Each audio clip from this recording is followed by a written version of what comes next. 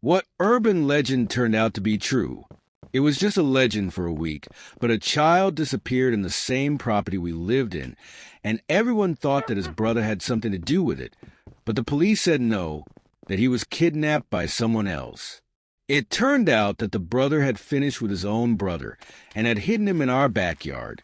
In my hometown, there was a local legend about a man who was sometimes seen having little things with the trees.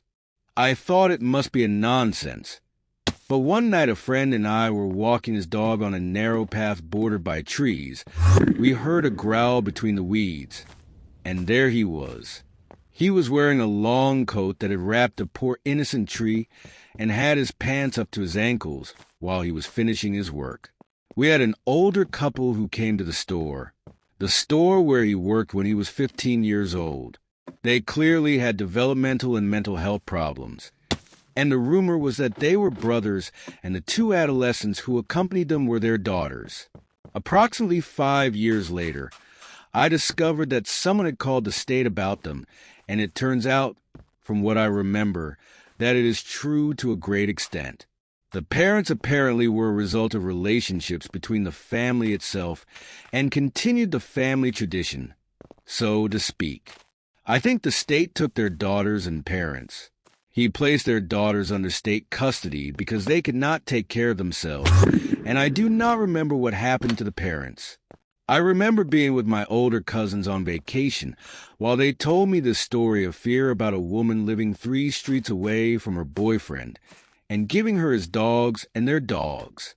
Something very scary at that time. I almost became vegetarian, but I thought they were trying to scare me. Anyway, it was recently confirmed that she was not trying to scare them or be scared of them. I asked him why did he want to sacrifice the dog for him, but he said it didn't seem like a soulmate. After all, he hadn't killed her. He might have just wept in spite of this, and the dog wasn't the one who poisoned her. Her curious about the case? That it is not an urban legend, but a macabre gossip about a crime that occurred. A few years ago, Katrine attacked her boyfriend 37 times with a sharp object, ended his life, and prepared it as food for her children. Joe, a 7-year-old boy in a school in northern London in 1974. The older children tell the legend of the bunker of the Second World War buried under the playground. From time to time, the children took spoons and tried to unearth it. I never got very far. They always told me to fill the hole and return the spoons. In 2009, archaeologists find a bunker from the Second World War under the courtyard of the school. When I was about 12 years old, a friend and I were playing in a forest known for being spooky. While we were building a fort, a strange man approached, stealthily behind us, and yelled at us. He told us to get out of his land and never come back. It really surprised us because we knew that the terrain was a public area and had never been threatened by an adult. Several years later, we discovered that he was a real bank thief sought by the FBI for years. We were building our fort a few meters from his hideout. I went to a university that used to be a camp of war prisoners and a military hospital.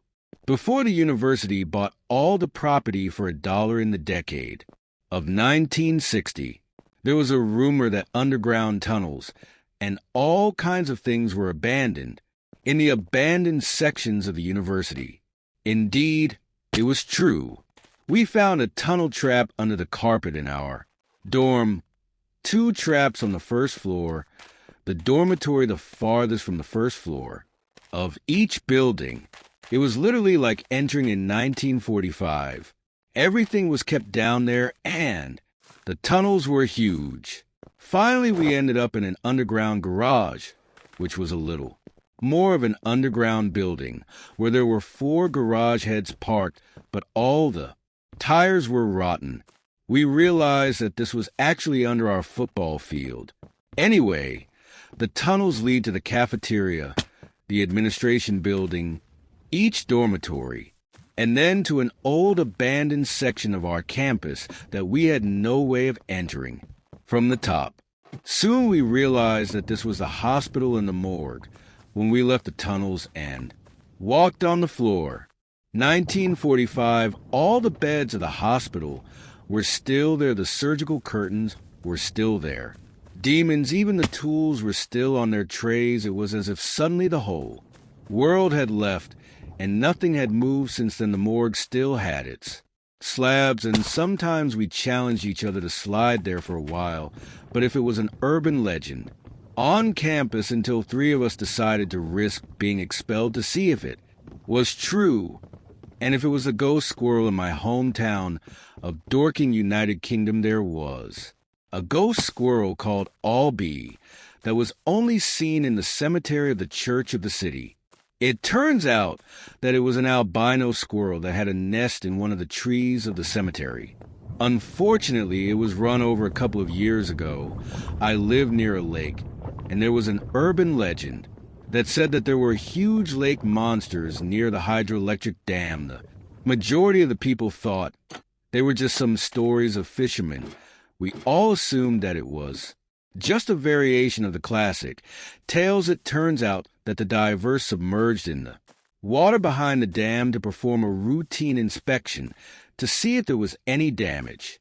After months of strong floods in the area, apparently one of the divers approached too close to what he originally thought was a large rock covered with moss until he moved and tried to grab the arm of the diver. Apparently, there are bags of more than 100 kilos of moss behind the dam that feed on the dead fish that pass through the hydroelectric part of the dam. The shaking water makes it easier for large lures to breathe and grow further than what is commonly found in the area, and the lack of fishermen, since all commercial fishing is prohibited at least 1,000 meters, means that these fish are really free to grow until they reach really large sizes. In Kenya, Mombasa, there was a story about a woman with long black hair and a white dress that was seen on the beach at night, and it was to prevent people from being on the beach swimming in the ocean.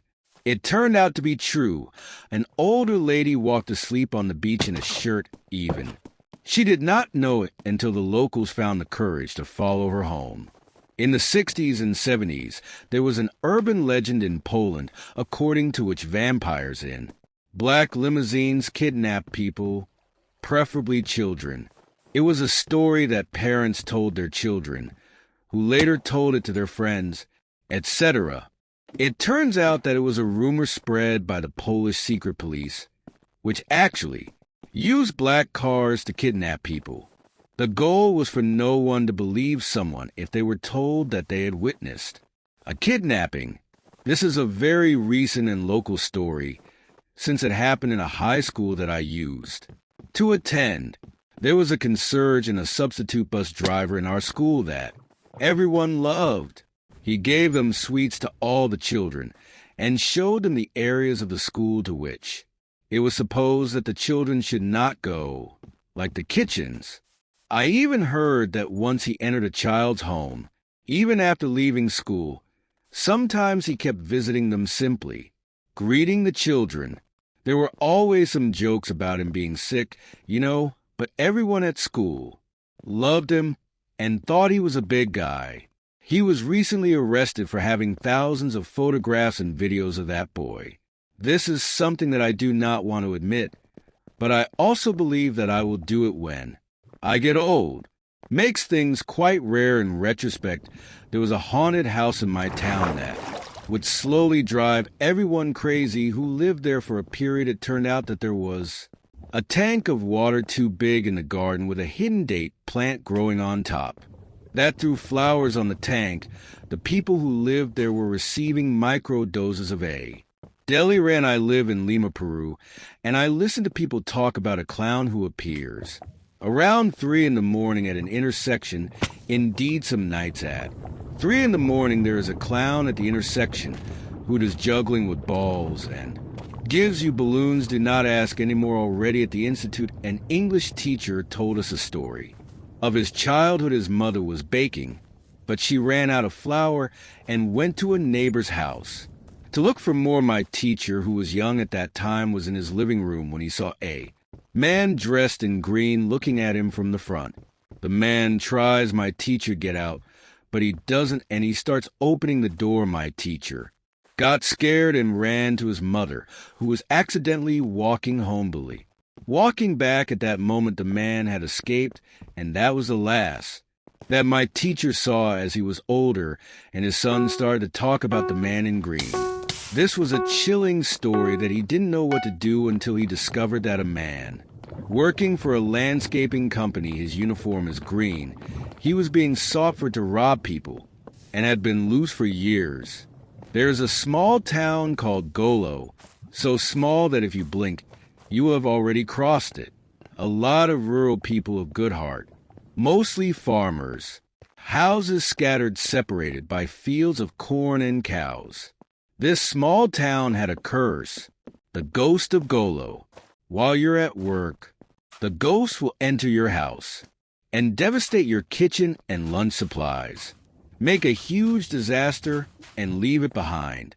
No valuable objects were stolen or lives were taken away. Only disorder and diminished food. The legend spread quickly. The word runs fast in a small town. People thought it was a silly story until one day they stopped an old man homeless who was detained.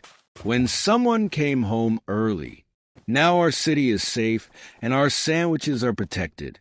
Nobody knows what happened to the man who wore the title of the Ghost of Golo. Some say he died while he was under the couch. Some say he was in custody, and that you can still hear the growling of his stomach in the stores of the local market. And thank you very much for watching the video, friends. Remember that you can comment on stories that you have about this question, and comment on what was the story that impacted you the most. Remember to leave your like, subscribe, comment, and share the video so that YouTube can recommend it to more people.